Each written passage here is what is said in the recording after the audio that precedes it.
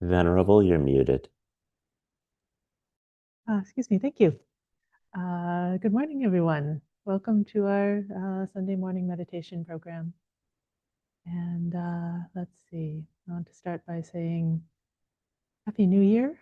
It's the new year for South and Southeast Asia, in Thailand, Cambodia, Laos, Sri Lanka. Many friends are celebrating Songkran, Tolchnam Tmei, Avorudu, different names for this holiday in these different countries, but all of them, Happy New Year, Happy Spring. And yeah, sorry it's so rainy here in Northern California this weekend. It's a little cold for the new year. Anyway, welcome to all. So today I wanted to sort of continue the theme from last week and also embark a little bit on a new theme for us. So last week we were talking about protective qualities. So there were 4 protective meditations, and also the Sutta study we talked about Hiri and Otapa as the guardians of the world. And I want to continue with this theme of just goodness, basically. What is good and protective in the world that we can develop? And this is also going to move into our upcoming series of sort of, well, we haven't quite decided what to call it yet. Is it Intro to Buddhism, Buddhism 101, Foundations of the Path?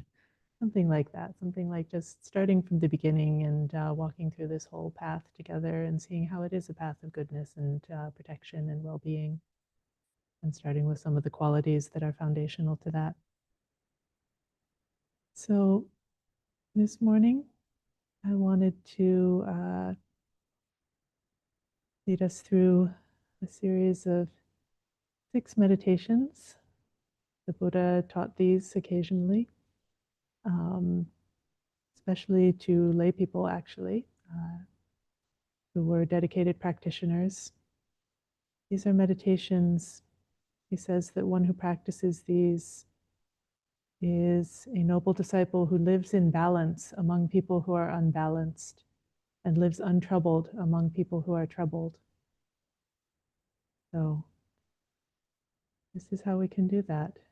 If we are feeling like the world is out of balance, like the world is troubled, still it is possible for us to live in balance among those unbalanced and live untroubled. And it's not an abandonment of the world, as we'll see.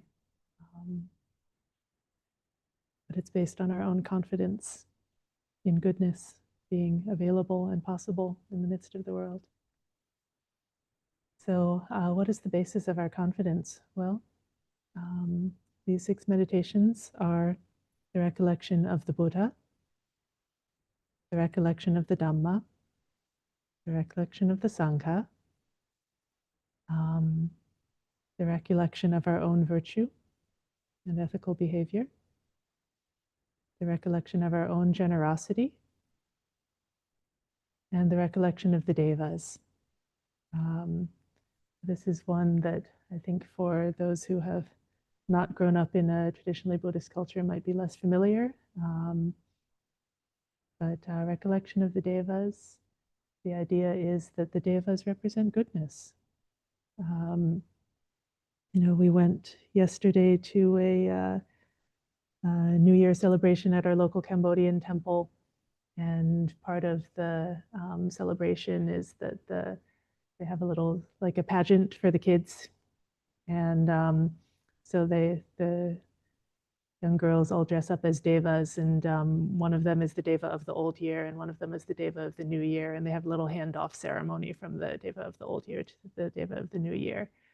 And so they gave a little speech, and the deva of the old year was, well, they're sisters. So the younger sister, who's going to be the new year, came down to sort of check in. How's it going here down on earth, oh, older sister? And the older sister says, well, things are getting sort of strange and dark down here. And the younger sister says, well, I will protect. Devas thrive on what is bright, and they protect from what is dark, and I'm here to protect the world. Um, so, you can go back to heaven. I'm taking over now.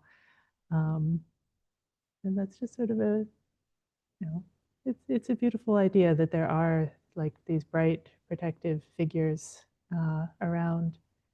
And it's connected with the meditations on our own ethics and our own generosity, because if we're behaving in such a way, if we're grounded on faith and confidence in the Buddha, Dhamma, and Sangha, and we're behaving in this ethical, generous way, then that's like living as a deva here in this world.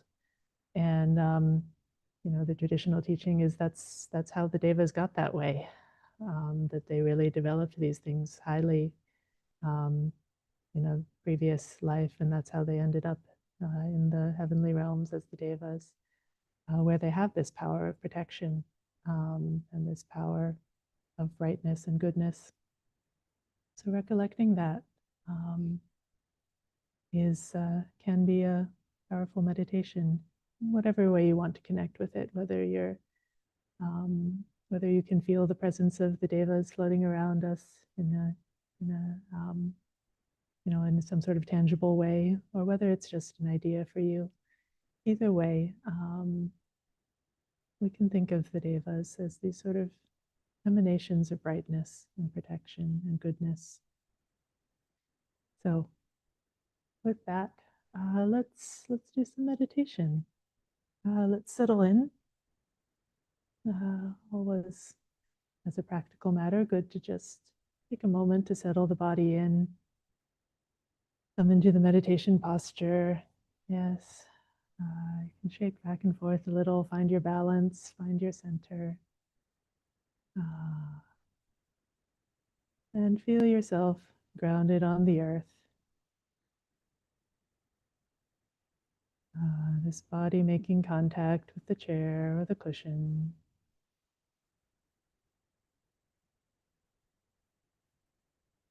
Feeling this body upright and balanced. Finding a way to sit that is steady, dignified. And you're able to maintain comfortably for a little while.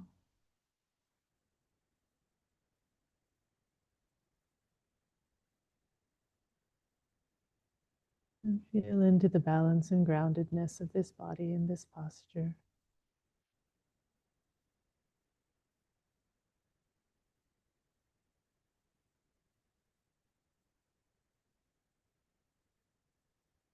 We can take a quick check of what's going on with this body. Any tension, any sensation, anything calling for our attention in the body.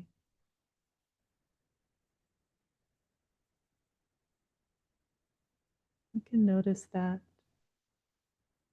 and scan through the body a little and check.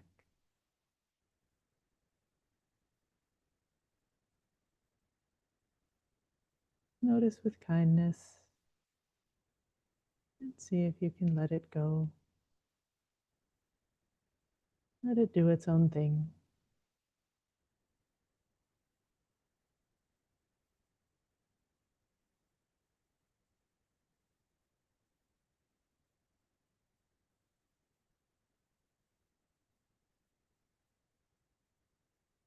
Relaxing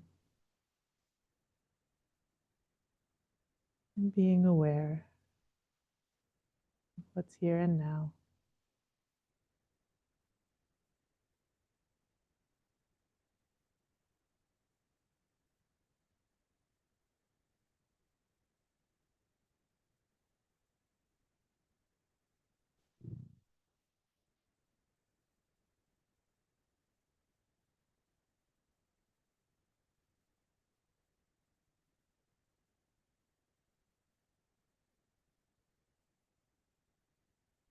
Having established ourselves in this present moment, in this body, bringing our attention here, And in this meditation, we're going to direct the mind, but without losing track of where we are. Knowing the body is always something we can come back to.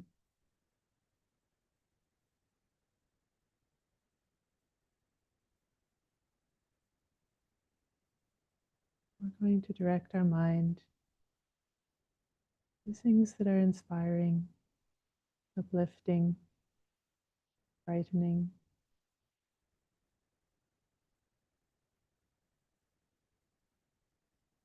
And think first of the Buddha. There's the image on your screen next to me here, or you may have some image in your own space, an image in your mind, some idea or sense of the Buddha that in some way drew you to be here today.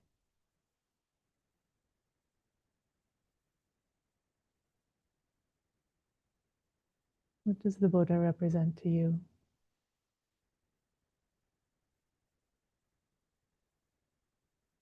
The name means awakened. The Buddha is the awakened one.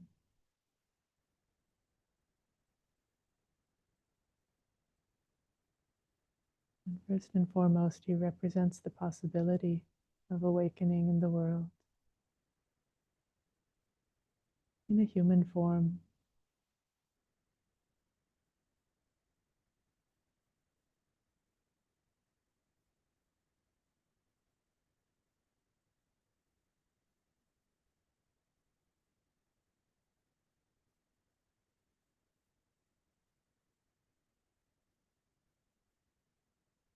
Consider the possibility of awakening and what that would look like in a human form, and see if that can brighten your mind.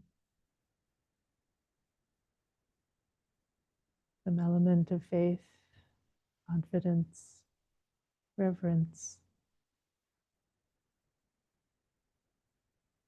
This is something worthy.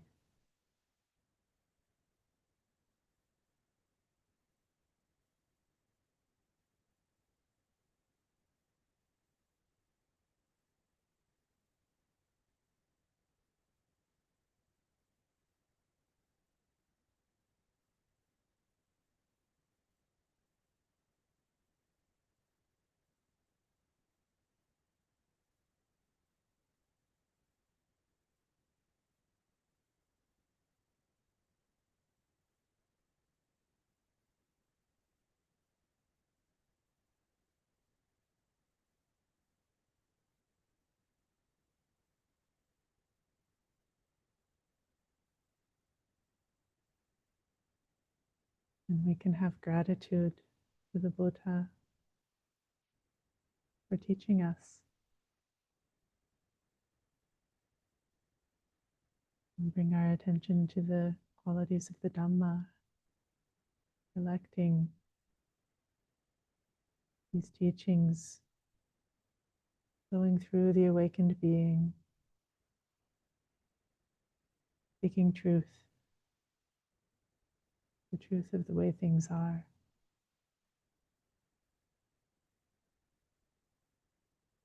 Including the truth that awakening is possible, and that there's a way to practice. Realize that.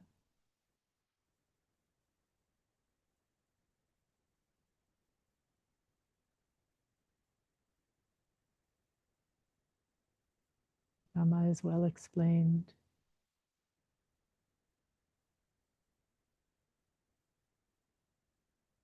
It's visible to us here and now if we look.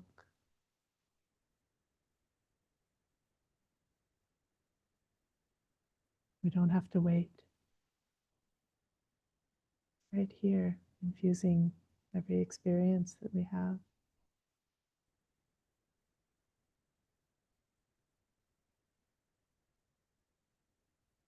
Inviting our curiosity.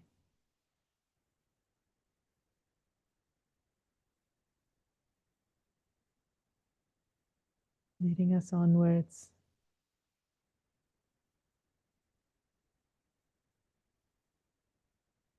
That we can realize it for ourselves.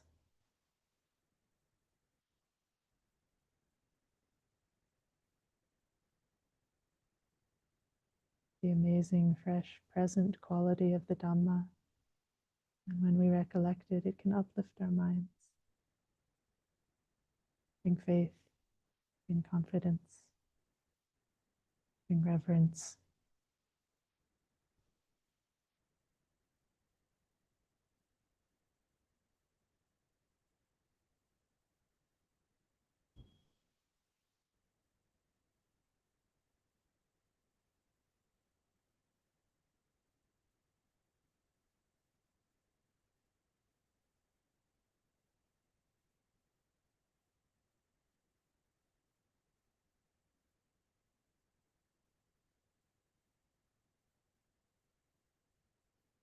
We can recollect that throughout history, many people have been able to realize the Dhamma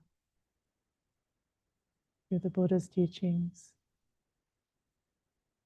It was not only the Buddha who was able to awaken, but many others, those who listened, those who practiced well, practiced directly,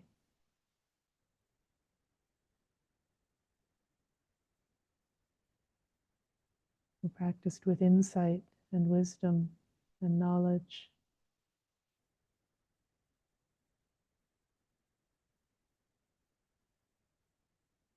practiced straightforwardly with integrity.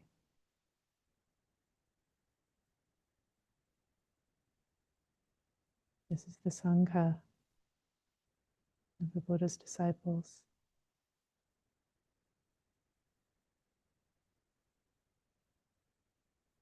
And there's a long history of people waking up through these teachings.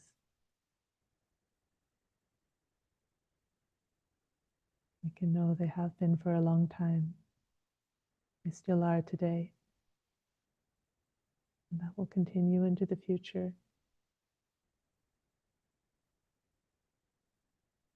This Sangha representing awakening in the world.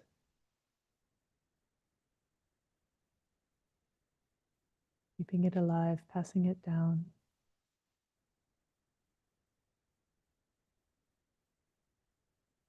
Recollecting this can give us faith, confidence.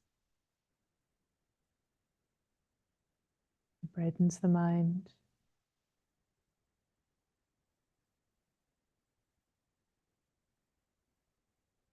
Brings up a sense of reverence.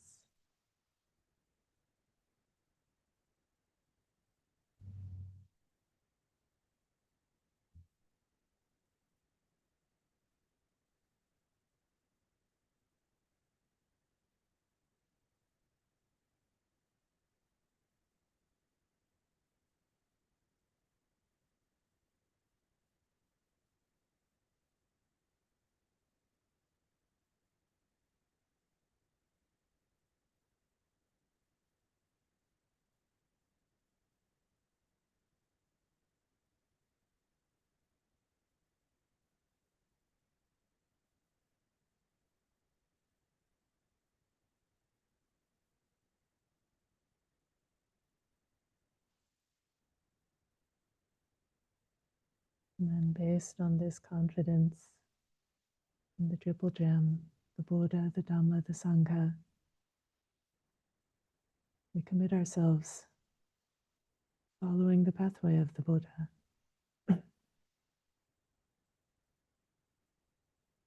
Our own practice,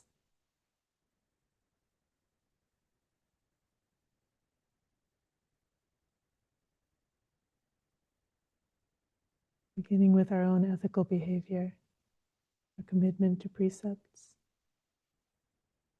our commitment to non-harming,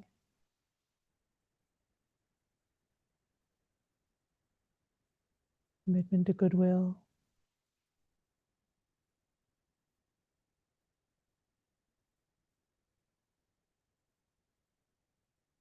and insofar as we have developed that, committed to that, we can rejoice.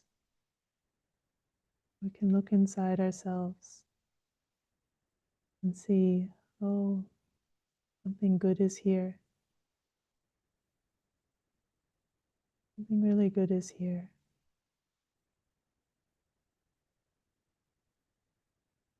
Maybe it's mixed with a bunch of other stuff, but still something good here in me that I can follow these precepts. I can live in this way without the intention of harm, with the intention of goodwill.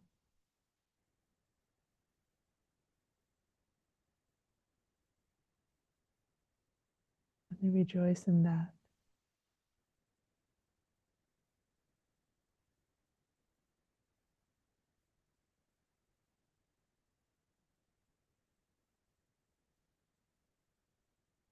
And the transformative potential of that.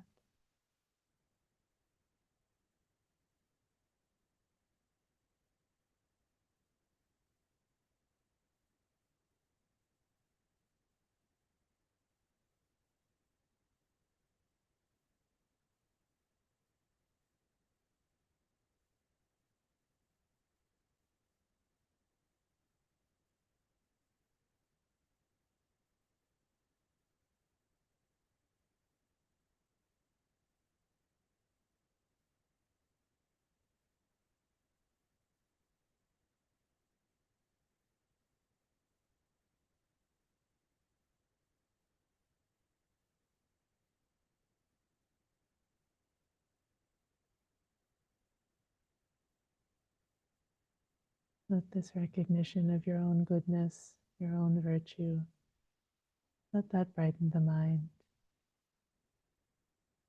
Let it inspire you with faith and confidence that this is possible.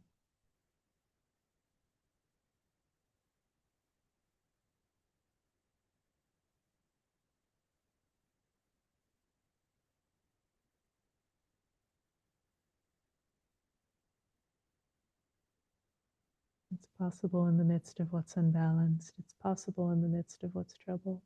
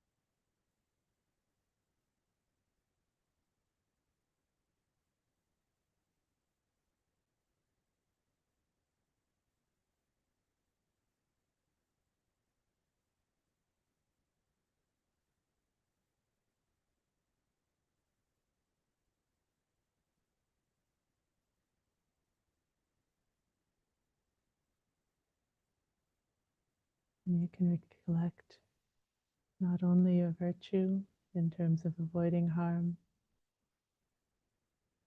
but also any time when you've been generous in this life, any time when you gave with a free heart, a happy heart, gave anything, no matter how small, how large.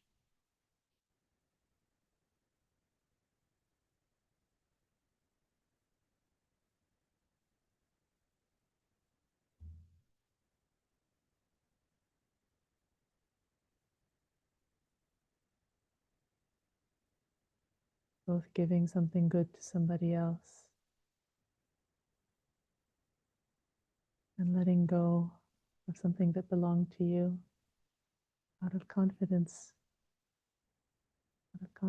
that you can live without it, you can thrive without it, you can be okay, and it can do good.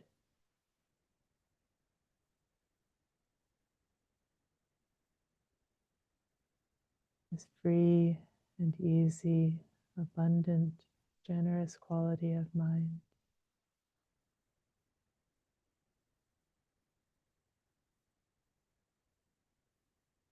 You can recollect any time when you felt that and acted on it.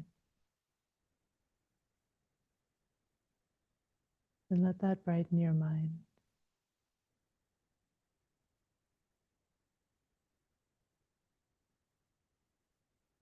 Bring faith and confidence.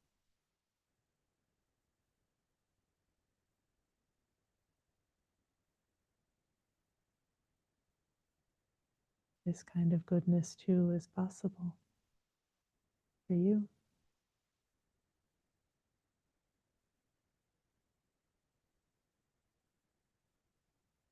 In the midst of what's unbalanced, in the midst of what's troubled. You can be generous, you have been generous.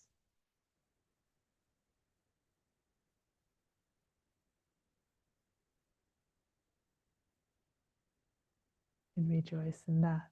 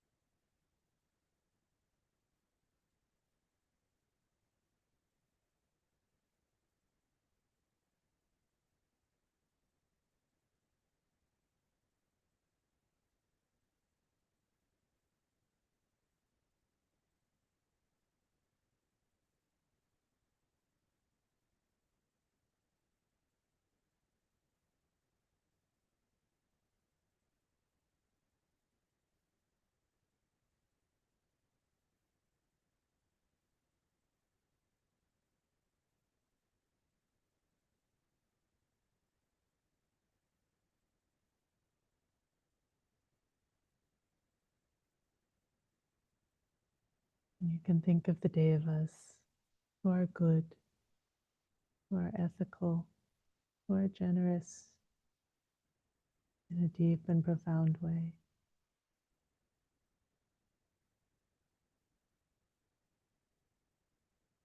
Any image, a deva you can bring to mind, an angel,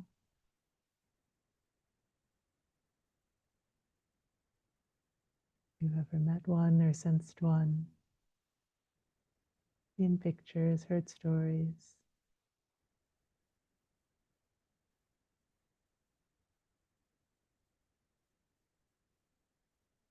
Imagine those beings of great goodness,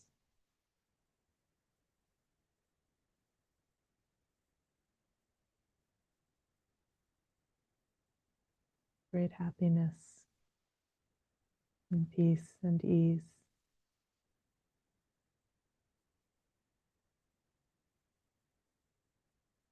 Protectors of our world.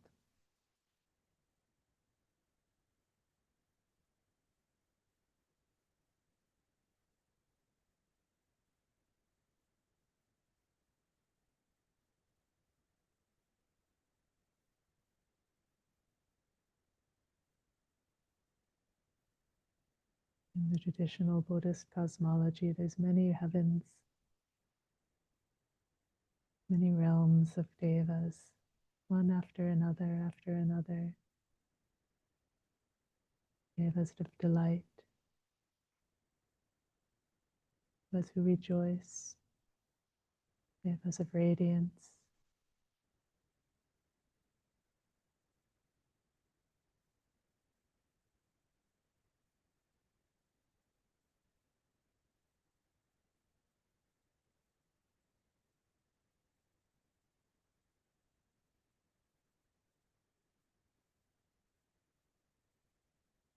They embody fully the brightness of heart and mind that come from developing our generosity and developing our sila.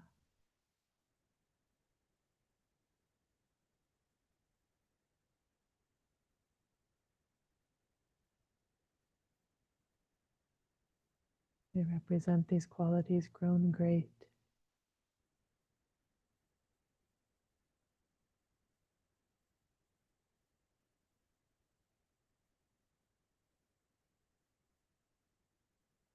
They represent a possibility for us as well.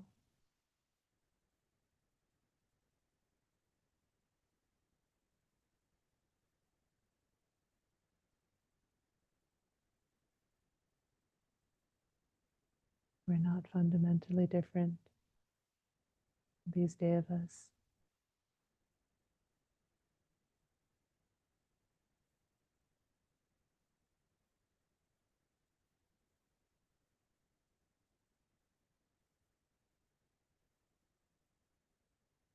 That can give us confidence and faith and brighten our minds.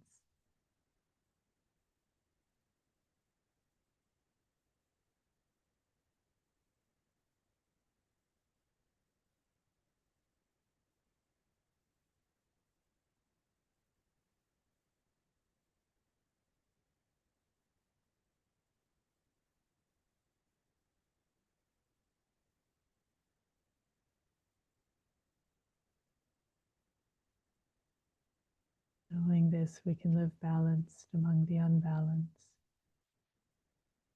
and live untroubled among the troubles.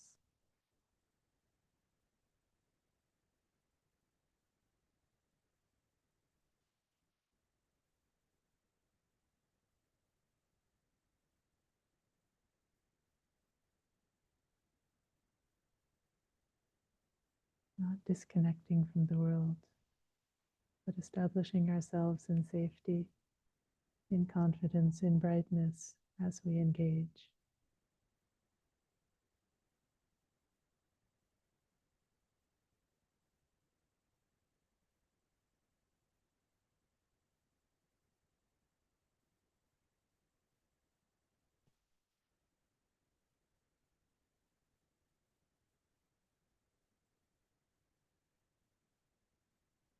Well, I'll be quiet for a bit, but I invite you to continue with these 6 recollections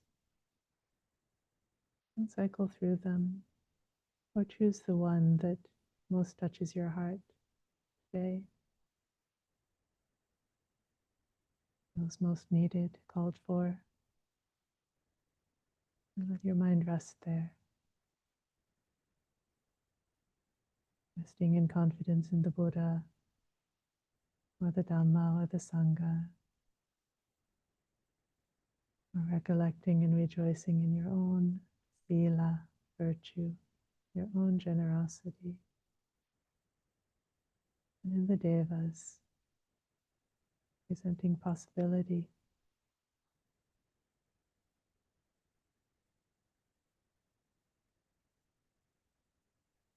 presenting what happens when we develop these qualities in ourselves.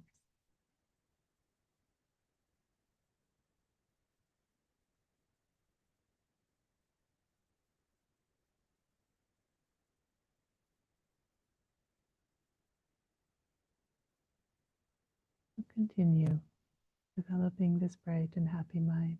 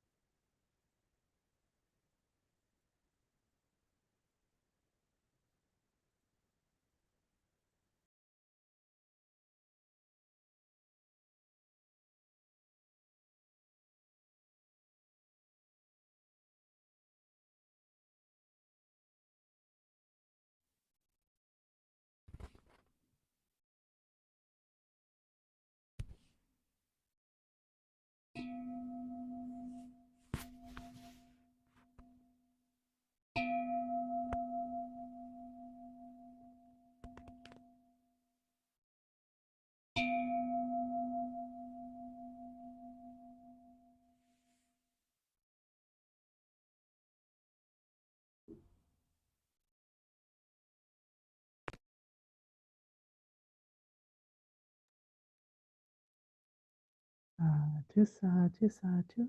Anumodana. Appreciating your practice together today. And I'd like to give the last few minutes here if there's any question or comment, any sharing. Welcome.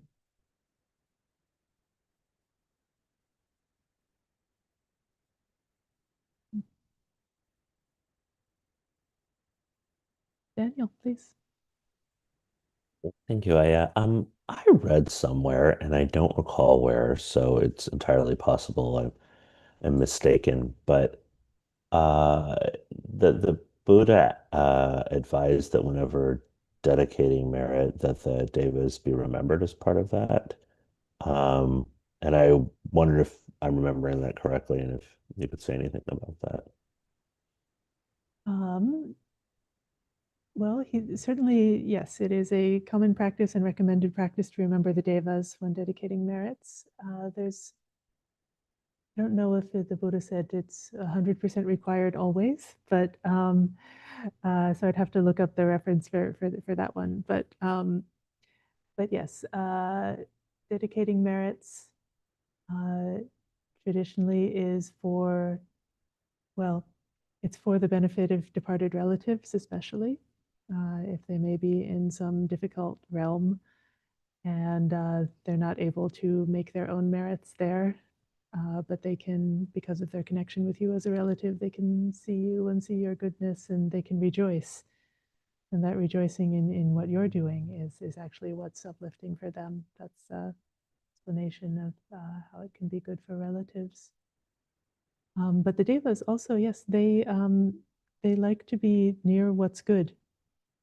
They rejoice and they're likely to come around and be near you if you're um, exuding the scent of goodness. Um, yeah, inviting them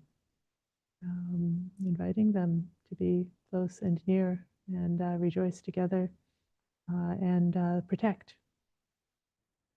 Um, yeah. So yes, with the devas, the traditional chant is the Akasata Chidevata Umata Devanaga Mahitika.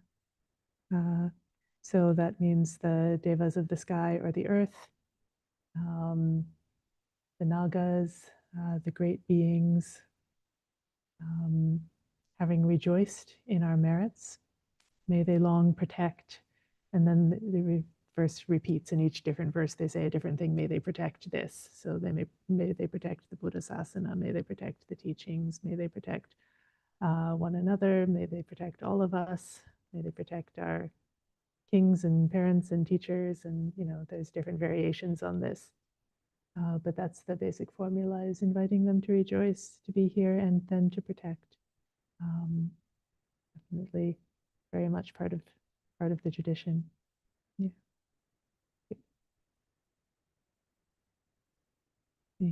I see another hand or comment.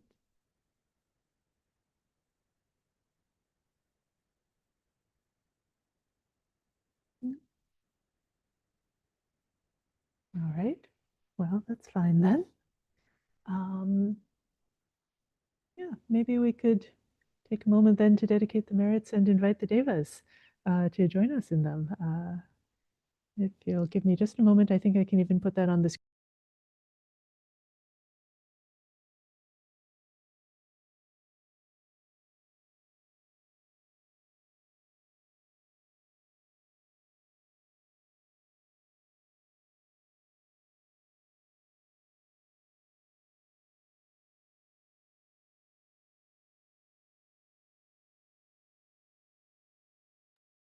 All right, just taking a moment to pull it up. Here we go.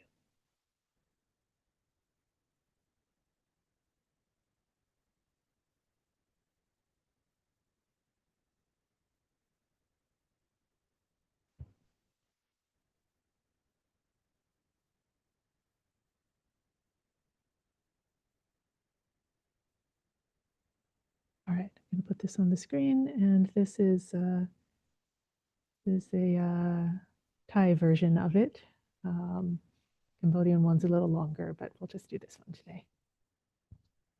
So yeah, we can chant together. Akasata cha bhummata devanaga mahitika punyang tang anumoditva chirang rakantu sasanang akasata cha bhummata devanaga mahitika punyang tang anumoditva Chirang rakantu desanang akasata cha bhummata devanaga mahitika punyang tang anumoditva chirang rakantu mang paranti.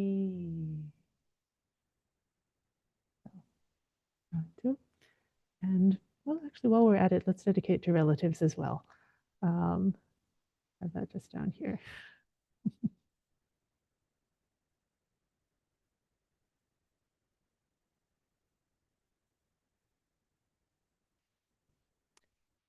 Idang me nyati nang hotu sukita hontu nyatayo. Idang me nyati nang hotu sukita hontu nyatayo. Idang me nyati nang hotu sukita hontu nyatayo. Oh, sadhu, sadhu, sadhu. I rejoice. We've invited the Devas to rejoice. We've shared with anyone who may need it, especially our relatives. And may this be a good start to our day today. So we can close by paying our respects to the Buddha, Dhamma, and Sangha. And then I'll hope to see you again at the Sutta study this afternoon.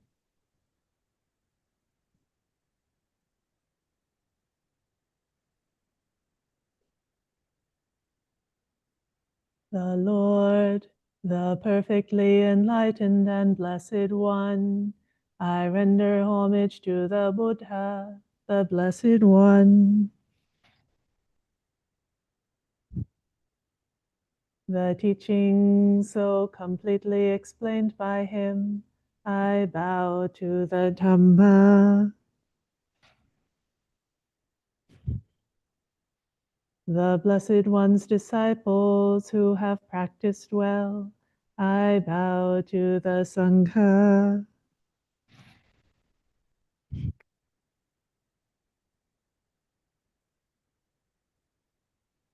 All right. Thank you, Aya. All right. Sadhu, sadhu, sadhu. Sadhu, sadhu, sadhu. Okay, see you next time.